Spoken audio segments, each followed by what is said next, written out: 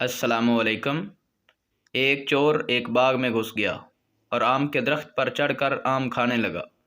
اتفاقاً باغبان بھی وہاں آ پہنچا اور چور سے کہنے لگا، او بے شرم، یہ کیا کر رہے ہو؟ چور مسکرایا اور بولا، ارے بے خبر، یہ باغ اللہ کا ہے اور میں اللہ کا بندہ ہوں۔ وہ مجھے کھلا رہا ہے اور میں کھا رہا ہوں۔ میں تو اس کا حکم پورا کر رہا ہوں، ورنہ تو پتہ بھی اس کے حکم کے بغیر حرکت نہیں کر سکتا۔ باغبان نے چور سے کہا، جناب، آپ کا یہ بات سن کر دل بہت خوش ہوا۔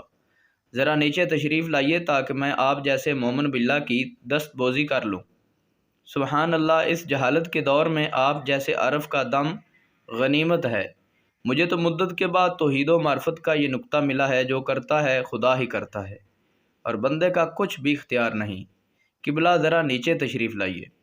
چور اپنی تعریف سن کر پھولا نہ سمایا اور جھٹ سے نیچے اتر آیا۔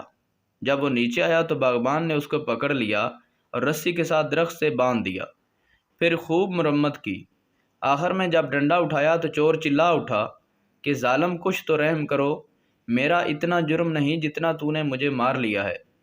باغبان نے ہنس کر اس سے کہا، جناب، ابھی تو آپ نے فرمایا تھا جو کرتا ہے اللہ کرتا ہے۔ اللہ کے حکم کے بغیر کوئی کچھ نہیں کر سکتا۔ اگر پھل کھانے والا اللہ کا بندہ تھا تو مارنے والا بھی تو اللہ کا بندہ ہے، اور اللہ کے حکم سے ہی مار رہا ہے، کیونکہ اس کے حکم کے بغیر تو پتہ بھی نہیں ہلتا۔ چور ہاتھ جوڑ کر کہنے لگا، خدا را مجھے چھوڑ دے، اصل مسئلہ میری سمجھ میں آ گیا ہے کہ بندے کا بھی کچھ اختیار ہے۔ باغبان نے کہا، اور اسی اختیار کی وجہ سے اچھے یا برے کام کا ذمہ دار بھی۔